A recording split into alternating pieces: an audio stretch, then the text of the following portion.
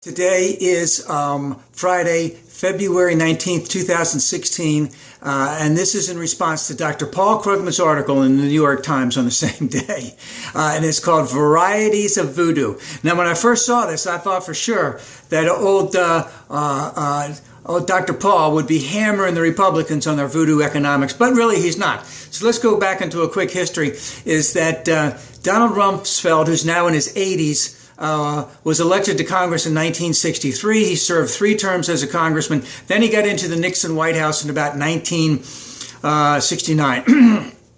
Right around that time, Dick Cheney got involved in the Nixon White House. He was about 10 years younger than Rumsfeld. And as they went through, by the end of Nixon and Ford's term, Cheney became the chief of staff to President Ford, and Rumsfeld was the Secretary of Defense. And right around that time, they had the Laffer curve come up, which was, tax cuts pay for themselves in increased growth. And of course, that has never been proven. It hasn't been proven in the history of the whole world. Of course, that got a big kick when Reagan was promoting that in 1980, and George H.W. Bush, the father, basically called that voodoo economics. But Dr. Krugman isn't using this article to go after the Republicans. He said, hey, the GOP, it's bad enough that we have economic fantasies from the GOP, but now we're getting some stuff that's really just not really possible to happen from Bernie's campaign. And what he goes on to say is that Bernie is using a particular economist somewhere in Massachusetts. Their campaign is not, saying that this is definitive, but they're using his analysis to say that we can have, I believe, up to 5.3% growth rate for the next 10 years. That would mean, we haven't had a 4% growth rate since the 60s, I believe, for a couple of years. And I think Jeb Bush got hounded because he said that he could bring it up to a 4% growth rate very early on.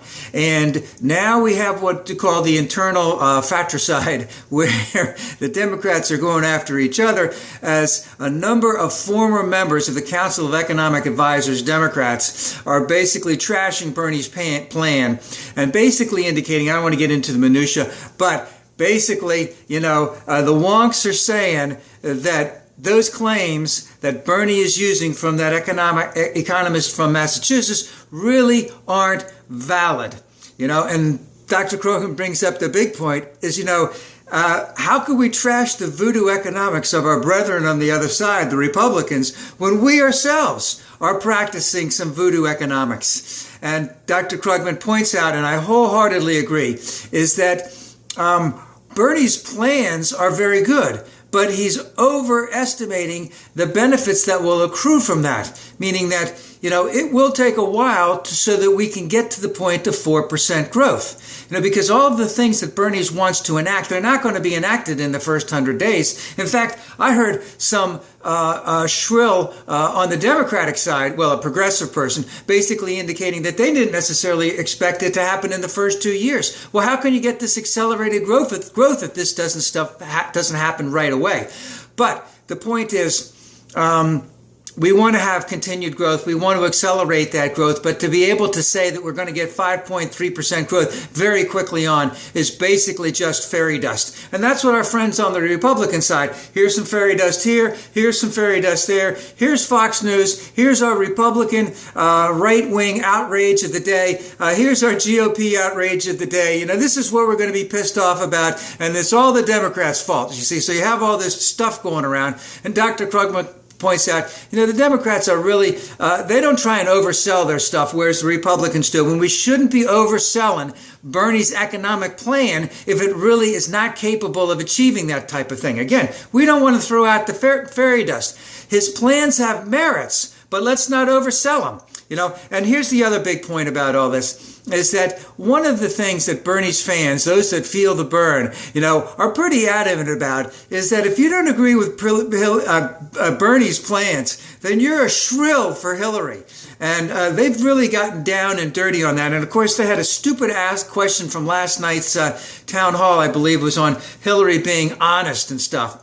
And again, it just seems as if you're getting this type of questioning towards Hillary that you don't get towards anyone else. You see my dog? So, and, all presidents, all members of Congress, all bank presidents, it's not that they lie. They just can't say certain things at certain points in time.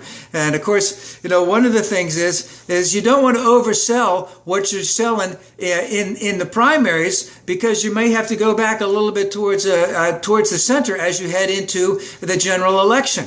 But Bernie's fans, who are basically indicating that anytime anyone who doesn't agree with Bernie's plans on the merits, even though they think the merits are good, they think that he's overselling the plan, they say that they're a shrill for Hillary. This kind of crap has got to stop.